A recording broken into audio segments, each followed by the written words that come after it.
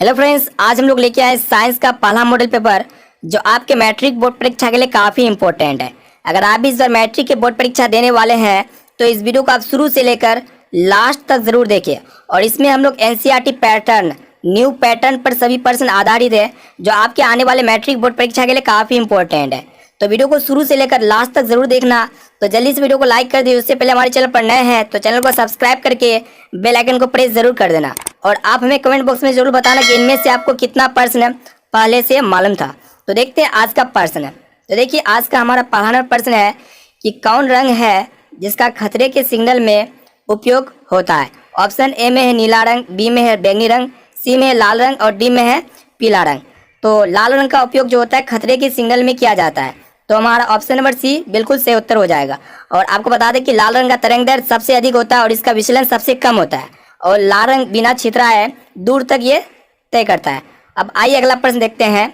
देखिए, दूसरा प्रश्न बहुत इंपॉर्टेंट है। देखिए क्या कह रहा है कि प्रकाश के किस रंग के लिए तरंग दैर्ध्य अधिकतम होता है। तो देखिए, ऑप्शन ए में आपका बैंगनी है, बी में हरा है, सी में लाल है और डी में पीला है। तो यहाँ पे अधिकतम बोला गया तरंग दैर्ध्य, तो लाल रंग का तरंग दैर्ध्य सबसे अधिक होता है और बैंगनी रंग का तरंग दैर्ध्य सबसे कम होता है।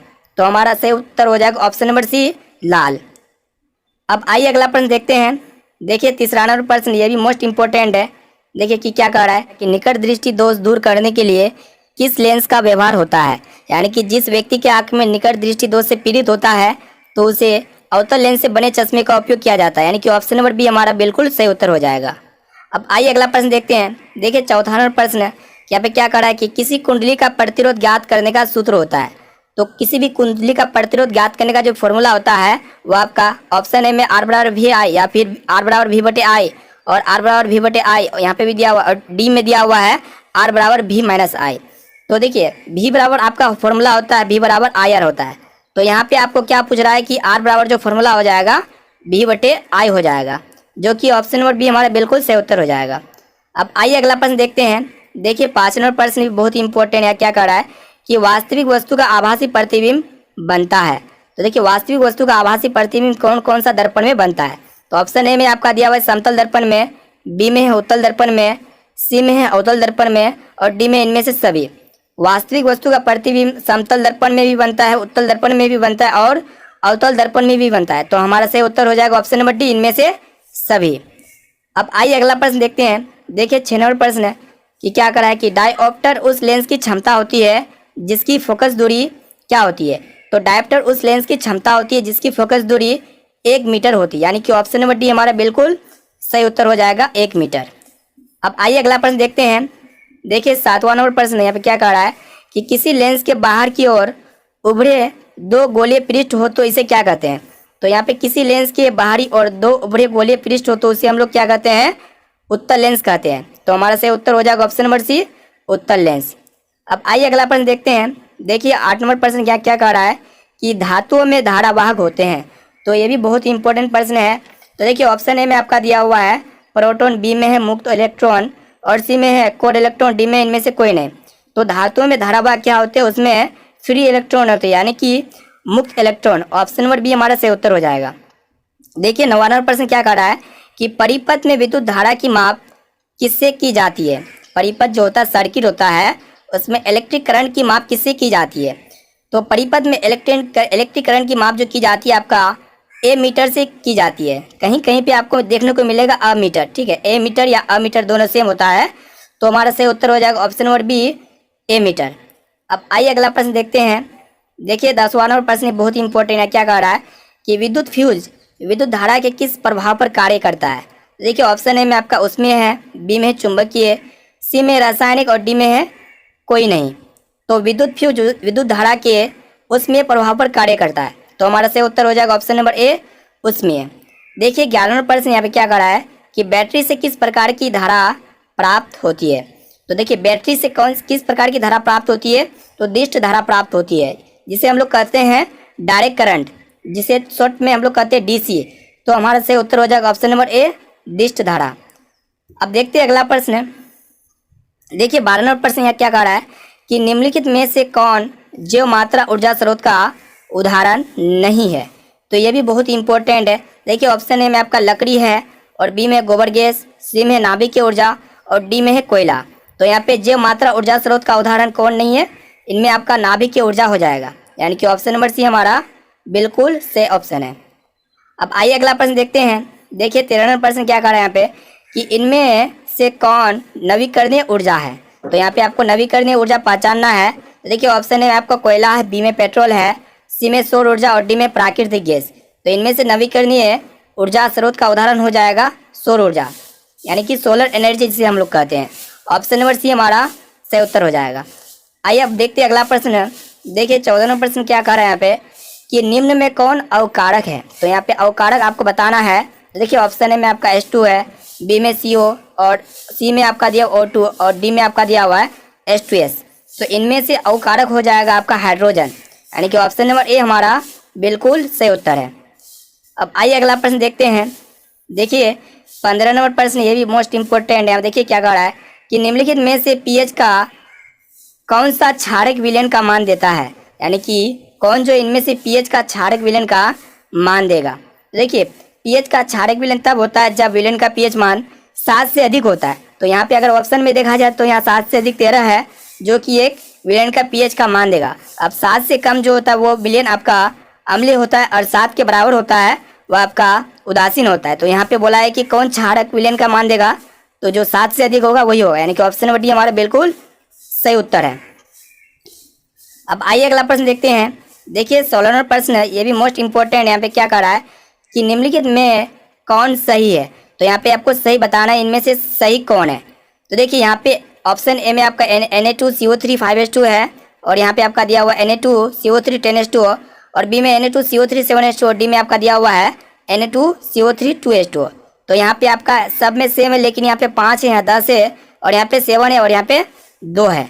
तो देखिए Na2CO3 10H2 यहाँ पे 10 है तो 10H2 है। तो यहाँ Na2CO3 10H2 जो होता है वाशिंग सोडा का सूत्र होता है, जिसे हम लोग कहते हैं सोडियम कार्बोनेट डेकाहाइड्रेट, यानी कि ऑप्शन नंबर बी हमारा बिल्कुल सही उत्तर हो जाएगा। अब आइए अगला प्रश्न की ओर देखते हैं। देखिए 17वां नंबर प्रश्न बहुत इंपॉर्टेंट है। देखिए यहाँ पे क्या करा है कि लिटमस रंजक बैगनी रंग का होता है जो निकाला जाता है। तो ये भी बहुत ही इंपॉर्टेंट प्रश्न है। देखिए ऑप्शन ए में आपका दिया हुआ लाइकेन से, बी में है लाल पत्ती गोभी से, सी में हल्दी से और डी में आपका दिया हुआ है पेटूनिया फूल से। तो हमारा सही उत्तर हो जाएगा लाइकेन से निकाला जाता है लिटमस रंजक बैंगनी रंग का। ठीक है, ऑप्शन नंबर ए हमारा बिल्कुल सही उत्तर हो जाएगा। अब आइए अगला प्रश्न देखते हैं।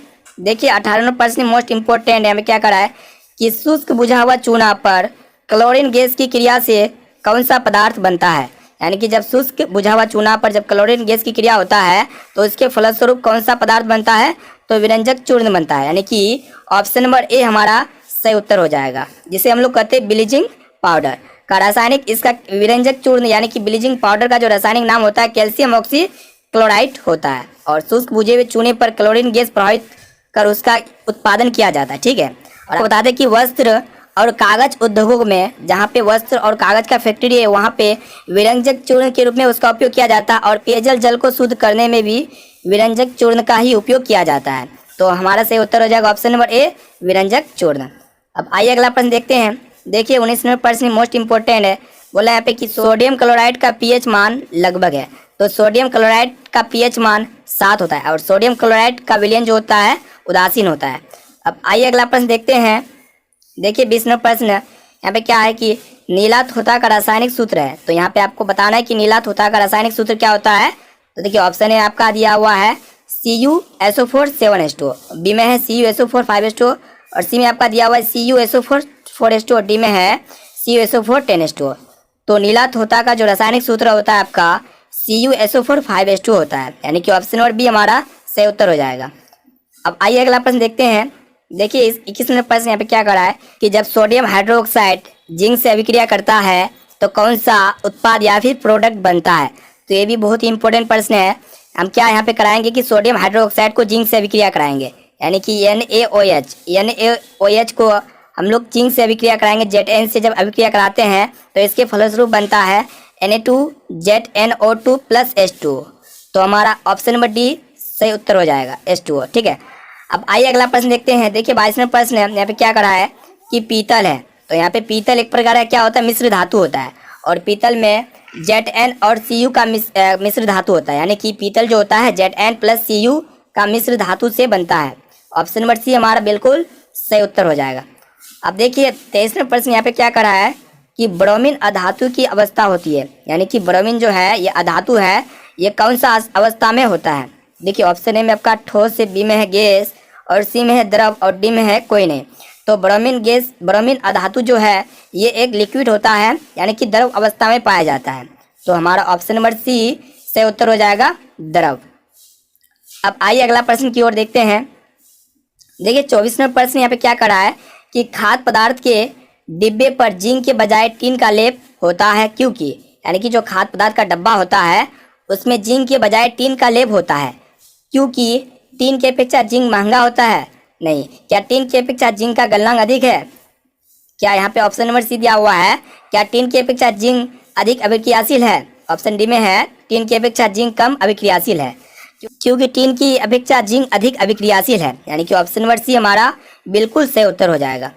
अब आइए अगला प्रश्न देखते हैं। 25वें प्रश्न यहाँ पे क्या करा कि निम्न में से कौन सा अंग संवेदीग्राही नहीं है? देखिए कान हो गया, नाक हो गया और आँख हो गया, ये अंग जो होता है संवेदीग्राही होता है। और हमारा जो दिमाग है, ब्रेन है, ये आपका संवेदीग्राही का उदाहरण नहीं है, यानी कि ऑप्शन नंबर डी हमारा सही उत्तर हो जाएगा। अब आइए अगला प्रश्न देखते हैं। देखिए हमारे जो 26वें प्रश्न यहाँ पे क्या करा है कि समांतर क्रम में संयोजित प्रतिरोधों की संख्या घटने के उपरांत संयोजित प्रतिरोधों की कुल प्रतिरोध क्या होता है? देखिए बढ़ता है या फिर घटता है या फिर अपरिवर्तित रहता है या फिर इनमें से कोई नहीं। तो यहाँ पे क्या कह रहा है कि समांतर क्रम में जब संयोजित प्रतिरोधों की कुल संख्या को घटने के उपरांत संयोजित प्रतिरोधों की कुल प्रतिरोध क्या होता है? बढ़ता है, यानी कि ऑप्शन नंबर ए हमारा सही उत्तर हो जाएगा, बढ़ता है। अब आइए अगला प्रश्न देखते हैं। देखिए यहाँ पे 27वें प्रश्न क्या कह रहा है कि समजात अंगों का उदाहरण है। तो समजात अंग क्या होता है? जो उत्पत्ति तथा संरचना में समान होते हैं तो उसको हम लोग कहते हैं समजात अंग, लेकिन कार्य में वो भिन्न हो सकता है। ठीक है, तो देखिए ऑप्शन ए में आपका दिया हुआ है हमारा हाथ और कुत्ते के अग्रपाद, यानी कि हमारा हाथ और कुत्ते के अग्रपाद, कुत्ते का आगे वाला पाद जो होता है वो आपका समजात अंग का उदाहरण होता है, यानी कि ऑप्शन नंबर ए हमारा बिल्कुल सही उत्तर हो जाएगा। इसके अलावा भी हो सकता है पक्षी के पंख तथा घोड़े के अग्रपाद। तो यहाँ पे पूछा गया कि हमारा हाथ और कुत्ते के अग्रपाद है तो समजात अंग का उदाहरण होगा। अब आइए अगला प्रश्न देखते हैं। देखिए 28वें प्रश्न यहाँ पे क्या कर रहा है कि निम्न में से किस हाइड्रोकार्बन के 3 आबंध है? यहाँ पे आपको 3 आबंध पहचानना है कि हाइड्रोकार्बन के 3 आबंध कौन है। ऑप्शन ए में आपका CH4 है, ऑप्शन बी में C2H6 है, सी में C3H4 और डी में आपका दिया हुआ है C3H8। तो हमारा सही उत्तर हो जाएगा C3H4 जो है हाइड्रोकार्बन के 3 आबंध है, यानी कि ऑप्शन नंबर सी हमारा बिल्कुल सही उत्तर है। अब आइए अगला प्रश्न देखते हैं। देखिए 29वां प्रश्न यहाँ पे क्या कह रहा है कि चीनी का रासायनिक सूत्र क्या होता है? तो चीनी का रासायनिक सूत्र होता है C12H22O11, यानी कि ऑप्शन नंबर सी हमारा बिल्कुल सही उत्तर हो जाएगा C12H22O11। अब आइए अगला प्रश्न देखते हैं। देखिए हमारे 30वां प्रश्न यहाँ पे क्या कह रहा है कि हीलियम परमाणु के बाहरी कक्षा में कितने इलेक्ट्रॉन रहते हैं? तो देखिए हीलियम जो होता है इसका परमाणु संख्या 2 होता है और हीलियम एक अक्रिय गैस है और हीलियम में मात्र एक ही कक्षा अर्थात केवल प्रथम कक्षा होता है और प्रथम कक्षा ही हीलियम परमाणु की बाहरी तथा एकमात्र कक्षा होता है। तो हमारा ऑप्शन नंबर बी बिल्कुल सही उत्तर हो जाएगा 2। अब आइए अगला प्रश्न देखते हैं। देखिए 31वां प्रश्न यहाँ पे क्या कह रहा है कि स्वपोषी पोषण के लिए आवश्यक है, यानी कि स्वपोषी पोषण के लिए क्या आवश्यक होता है? CO2 होता है या फिर क्लोरोफिल या फिर सूर्य प्रकाश या फिर इनमें से सभी। तो जो स्वयं पोषी करता है यानी कि जो खुद से पोषण करता है उसके लिए CO2 चाहिए, क्लोरोफिल चाहिए और सूर्य प्रकाश चाहिए, यानी कि ऑप्शन नंबर डी हमारा बिल्कुल सही उत्तर हो जाएगा सभी। अब आइए देखते हैं 32वें प्रश्न को। देखिए यहाँ पे क्या कह रहा है कि कवक में पोषण की कौन सी विधि है? कवक जो होता है उनमें पोषण की कौन सी विधि होता है? स्वपोषी या फिर मृतजीवी पोषी या फिर समभोजी या फिर आपका कोई नहीं। तो कवक में पोषण की कौन सा विधि होता है? मृतजीवी, यानी कि ऑप्शन नंबर बी हमारा सही उत्तर हो जाएगा मृतजीवी। अब आइए अगला प्रश्न देखते हैं। देखिए 33वां प्रश्न यहाँ पे क्या करा है कि क्लोरोफिल वर्णक का रंग है। तो क्लोरोफिल वर्णक का रंग कैसा होता है? हरा होता है, यानी कि ऑप्शन नंबर ए हमारा बिल्कुल सही उत्तर है। अब देखते हैं 34वां प्रश्न को। देखिए 34वां प्रश्न यहाँ पे कह रहा है कि पायरुवेट के विखंडन से यह कार्बन डाइऑक्साइड जल तथा ऊर्जा देता है, यह क्रिया होती है। तो जब पायरुवेट के विखंडन से कार्बन डाइऑक्साइड जल तथा ऊर्जा देता है तो ये क्रिया किस में होता है? माइटोकॉन्ड्रिया में होता है, यानी कि ऑप्शन नंबर बी हमारा सही उत्तर हो जाएगा। देखिए 35वां प्रश्न यहाँ पे क्या कह रहा है कि यदि हमारे आहार में आयोडीन की कमी है तो हमें किस रोग से होने की संभावना है। यानी कि जब हमारा आहार में आयोडीन का कमी हो जाता है तो हमें किस रोग के लिए होने की संभावना है। देखिए ऑप्शन ए में आपका दिया हुआ ग्वाइटर, बी में है गलकंड और सी में आपका दिया हुआ घेंगा और डी में है सभी। तो इसका सही उत्तर हो जाएगा सभी। जब हमारे आहार में आयोडीन की कमी होता है तो ग्वाइटर, गलगंड और घेंगा और भी बहुत सारी बीमारी हो सकता है, जैसे कि आपका हो गया गर्भपात हो गया, शारीरिक विकास में रुकावट हो गया, मृत बच्चा पैदा होना इत्यादि जो होता है जब हमारे आहार में आयोडीन कमी होता है तब। अब आइए अगला प्रश्न की ओर देखते हैं। देखिए 36वां प्रश्न बहुत ही इंपॉर्टेंट है। देखिए यहाँ पे क्या करा है कि एस्ट्रोजन स्रावित होता है। तो एस्ट्रोजन किसमें स्रावित होता है। देखिए आपको बता दें कि एस्ट्रोजन एक क्या होता है, महिला सेक्स हार्मोन है जो कि अंडाशय द्वारा उत्पन्न होता है और ये प्रजनन मासिक धर्म चक्र के लिए जिम्मेदार है। यानी कि ऑप्शन नंबर बी हमारा से उत्तर हो जाएगा अंडाशय द्वारा। ठीक है, अब आइए अगला प्रश्न देखते हैं।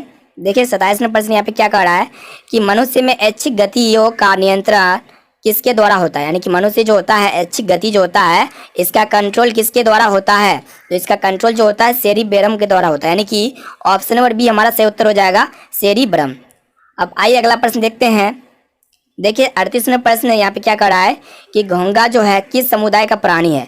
तो घोंघा कौन सा समुदाय का प्राणी होता है, वो आपका मोलस्का समुदाय का प्राणी। यानी कि ऑप्शन नंबर ए हमारा बिल्कुल सही उत्तर है मोलस्का।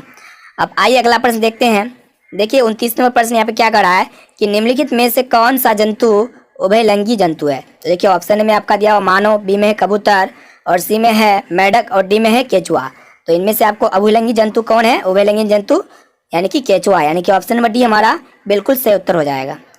अब आइए अगला प्रश्न देखते हैं। देखिए हमारे जो 40वां प्रश्न यहाँ पे क्या कर रहा है कि परागकोश होते हैं। तो परागकोश किसमें होते हैं। देखिए ऑप्शन में आपका दिया हुआ बाह्य दल में, बी में अंडाशय में है और सी में अंडम में, डी में आपका दिया हुआ परागकण में। तो परागकोश परागकण में होते हैं। यानी कि ऑप्शन नंबर डी हमारा बिल्कुल सही उत्तर हो जाएगा परागकण में। अब देखिए 41वां प्रश्न यहाँ पे क्या कर रहा है कि मनुष्य में कितने जोड़े क्रोमोसोम होते हैं। यानी कि मनुष्य में कितने जोड़े गुणसूत्र होते हैं। तो मनुष्य में 23 जोड़ा क्रोमोसोम होते हैं। यानी कि ऑप्शन नंबर सी हमारा बिल्कुल सही उत्तर हो जाएगा 23 जोड़े। अब आइए अगला प्रश्न देखते हैं। देखिए 42वां प्रश्न यहाँ पे क्या कह रहा है कि निम्नलिखित में से किसे आप उपभोक्ता की श्रेणी में रखेंगे। यहाँ पे आप जो है किसे उपभोक्ता की श्रेणी में रखेंगे, हरे पौधे या फिर नील हरित शैवाल या फिर जंगली जानवर या फिर फल और पत्ते। तो जंगली जानवर को हम लोग उपभोक्ता की श्रेणी में रखेंगे। यानी कि ऑप्शन नंबर सी हमारा बिल्कुल सही उत्तर हो जाएगा जंगली जानवर। अब आइए अगला प्रश्न देखते हैं। देखिए यहाँ पे क्या है 43वां प्रश्न कि पर्यावरण बचाने के लिए 3 प्रकार के आर का प्रयोग किया जाता है। इसका मतलब है जब हम लोग पर्यावरण को बचाते हैं तो यहाँ पे देखिए 3 आर का मतलब क्या होता है। 3 आर का मतलब जो होता है, आर से आपका होता है रिड्यूस जिसे हम लोग कहते हैं कम उपयोग। ठीक है, और आपका फिर एगो आर से होता है रिसाइकिल जिसे हम लोग कहते हैं पुनः चक्रण। फिर और एगो आर का मतलब होता है रीयूज जिसे हम लोग कहते हैं पुनः उपयोग। तो हमारा सही उत्तर हो जाएगा इनमें से सभी। ठीक है, अब आइए देखिए 44वां प्रश्न यहाँ पे क्या कह रहा है कि किन कारणों से प्राकृतिक संसाधन नष्ट हो रहे हैं। तो कौन सा कारण से जो है प्राकृतिक संसाधन नष्ट हो रहे हैं। ऑप्शन ए में शहरीकरण, बी में प्रदूषण, सी में ए और बी दोनों और डी में है आपका वृक्षारोपण। तो कौन सा कारण से संसाधन नष्ट हो रहे हैं, प्राकृतिक संसाधन, शहरीकरण और प्रदूषण। तो हमारा सही उत्तर हो जाएगा ए और बी दोनों। अब देखते हैं अगला प्रश्न। देखिए हमारा जो 45वां प्रश्न यहाँ पे क्या कह रहा है कि फॉलोइंग के वाम हस्त नियम के बाएं हाथ की तर्जनी संकेत करती है। तो देखिए ऑप्शन ए में आपका दिया हुआ चालक पर आरोपित विद्युत बल की दिशा, बी में है चुंबकीय क्षेत्र की दिशा और सी में है चालक में प्रभावित विद्युत धारा की दिशा और डी में दिया हुआ है इनमें से कोई नहीं। तो फॉलोइंग के वाम हस्त नियम बाएं हाथ तर्जनी की संकेत करता है चुंबकीय क्षेत्र की दिशा। यानी कि ऑप्शन नंबर बी हमारा बिल्कुल सही उत्तर हो जाएगा। अब आइए अगला प्रश्न देखते हैं। देखिए 46वां प्रश्न यहाँ पे क्या कर रहा है कि निम्न में से कौन सा यौगिक ईंधन के रूप में इस्तेमाल किया जा सकता है। तो यहाँ पे ईंधन के रूप में कौन सा जो है कंपाउंड है जिसे हम लोग इस्तेमाल कर सकते हैं। ऑप्शन ए में आपका एथनॉल है। यानी कि एथनॉल का उपयोग जो हम लोग है ईंधन के रूप में इसका इस्तेमाल कर सकते हैं एथनॉल। यानी कि ऑप्शन नंबर ए हमारा सही उत्तर हो जाएगा। अब देखते हैं 47वां प्रश्न यहाँ पे क्या कह रहा है। देखिए यहाँ पे कि कौन सा पदार्थ लाल लिटमस पत्र को नीला कर देता है। यानी कि क्षार जो होता है लाल लिटमस पत्र को नीला कर देता है और अम्ल जो होता है नीला लिटमस पत्र को लाल कर देता है। तो यहाँ पे लाल लिटमस पत्र बोला गया है नीला कर देता है, यानी कि ऑप्शन नंबर बी हमारा बिल्कुल सही उत्तर हो जाएगा क्षार। अब आइए अगला प्रश्न, 48 नंबर प्रश्न यहाँ पे क्या कर रहा है कि नई कार्तीय चिन्ह परिपाटी के अनुसार दर्पण के सामने रखे गए बीम की दूरी ली जाती है। यानी कि कार्तीय चिन्ह परिपाटी जो होता है उनके अनुसार दर्पण के सामने जो बीम रखते हैं तो उसमें कौन सा दूरी लिया जाता है, धनात्मक या फिर ऋणात्मक या फिर दोनों, धनात्मक और ऋणात्मक। तो हमारा ऑप्शन नंबर बी सही उत्तर हो जाएगा ऋणात्मक। तो फ्रेंड्स, अगर आप भी साइंस के full notes NCERT solution in Hindi में डाउनलोड करना चाहते हैं तो इसी वीडियो के डिस्क्रिप्शन में आपको साइंस के फुल नोट्स एनसीईआरटी सॉल्यूशन मिल जाएंगे। और आपके इस बार मैट्रिक के बोर्ड परीक्षा में सिर्फ और सिर्फ साइंस के एनसीईआरटी प्रश्न पूछे जाएंगे, यानी कि एनसीईआरटी बुक से ही आपका प्रश्न पूछे जाएंगे। अगर इसका आपको एनसीईआरटी बुक का पूरा सॉल्यूशन हिंदी में चाहिए और पूरा डिटेल्स के साथ समझाया गया है तो आप डाउनलोड कर सकते हैं। इसी वीडियो के डिस्क्रिप्शन में आपको पीडीएफ का लिंक मिल जाएगा, वहाँ पे जाके आप पीडीएफ को डाउनलोड कर सकते हैं।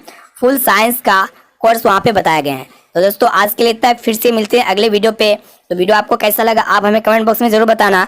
अगर आप हमारे चैनल पर नए हैं तो चैनल को सब्सक्राइब करके बेल आइकन को प्रेस जरूर करना और इस वीडियो को अपने दोस्तों तक जरूर शेयर करें जितने भी आपके फ्रेंड्स आपके एग्जाम देने वाले हैं। तो दोस्तों आज के लिए इतना है, फिर से मिलते हैं अगले वीडियो पे जल्द ही।